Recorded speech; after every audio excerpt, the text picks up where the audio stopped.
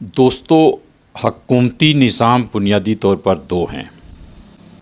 ایک جس میں عوام کی رائے اہم ہے، جس میں حکومت عوام کی رائے سے بنتی ہے، عوام کے ووٹوں کے ذریعے بنتی ہے۔ دوسرا نظام ہے جس میں عوام کو رائے دینے کے اہل نہیں مانا جاتا، جس میں حکومت جبر کے ذریعے بنتی ہے، جس میں عوام کی رائے کو دبایا اور کچلا جاتا ہے۔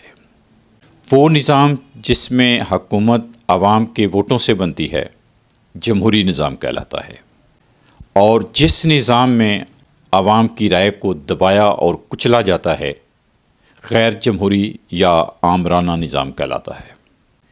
تمام طرح کے مذہبی نظام، تمام طرح کے مارکسی یا سوشلسٹ نظام، تمام طرح کے فوجی یا مارشل لائی نظام اور تمام طرح کے بادشاہی نظام غیر جمہوری اور آمرانہ نظام ہیں۔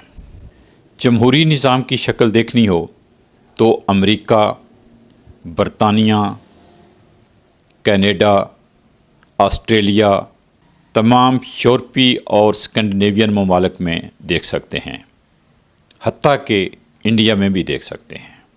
پاکستان میں آمرانہ نظام ہے۔ پاکستان میں دو آمریتیں بیک وقت وارد ہیں، مولویوں کی آمریت اور جرنیلوں کی آمریت۔ پاکستان کا آئین اسلامی بالادستی کا آئین ہے۔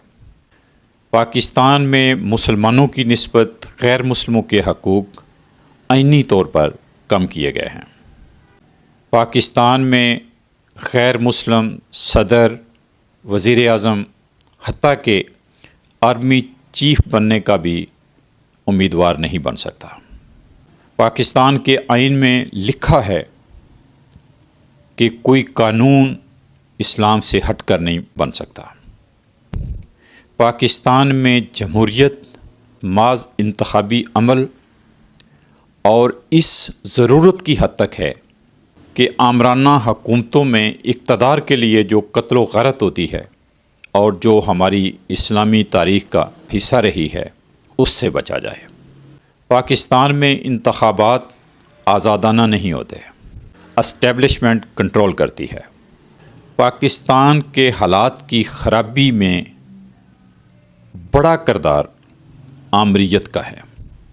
پاکستان میں جمہوریت کو بدنام کیا جا رہا ہے تاکہ یہ نظام یوں ہی چلتا رہے۔ پاکستان کے نظام کو اسلامی دفاعی نظام کہا جا سکتا ہے۔ بہت شکریہ۔